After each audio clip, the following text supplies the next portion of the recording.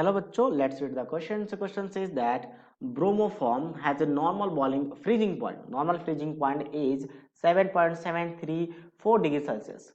If Kf is 14.7 degrees Celsius per mole, a solution of 2.6 gram of unknown substance, 100 gram of the bromoform freeze at 5.43 degrees Celsius.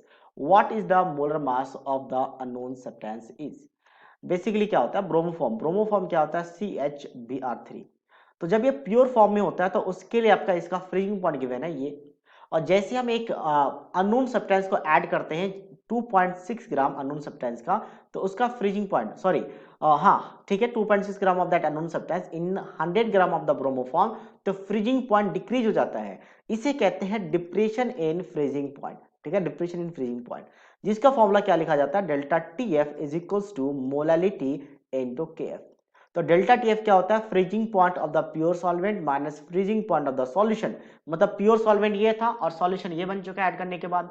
ठीक है, is equals to क्या हो जाता है, यहाँ पे molality number of moles divided by mass of solvent KG में होता है, बट अगर ग्राम में लिखेंगे तो हमें यहाँ पे 1000 से मल्टीप्लाई करना पड़ेगा, क्योंकि यहाँ पे ग्राम में गिवन है सॉल्वेंट का मास 100 ग्राम, और मल्टीप्लाई यहाँ पे के एफ क्वेश्चन में यहाँ पे आपके पास बेंजीन के लिए गिवन है 14.4।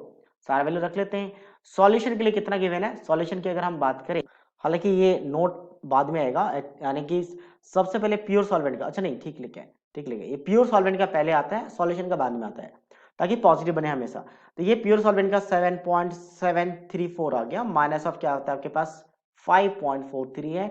नंबर ऑफ मोल्स से हम मोलर मास निकाल सकते हैं, तो नंबर ऑफ मोल्स को n निकाल लेते हैं, बाद में हम मोलर मास निकालेंगे।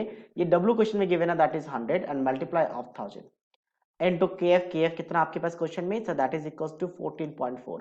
तो ये 20 तो यहाँ से कैंसिल आउट हो जाएगा, तो 10 आ जाएगा। अब इसको सब्ट्रैक्ट कर लेते हैं तो नंबर ऑफ मोल्स आ जाएगा। नंबर ऑफ मोल्स क्या होगा, तो 7 पॉइंट, सबसे पहले तो 7.734 को हम सब्ट्रैक्ट करेंगे किसके पास, 5.43 के साथ, तो ये आ जाता है वैल्यू 2.304।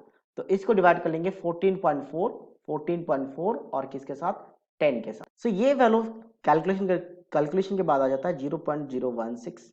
अब नंबर ऑफ मोल्स आ चुका है, तो नंबर ऑफ मोल्स का फॉर्मूला होता है given mass upon molar mass.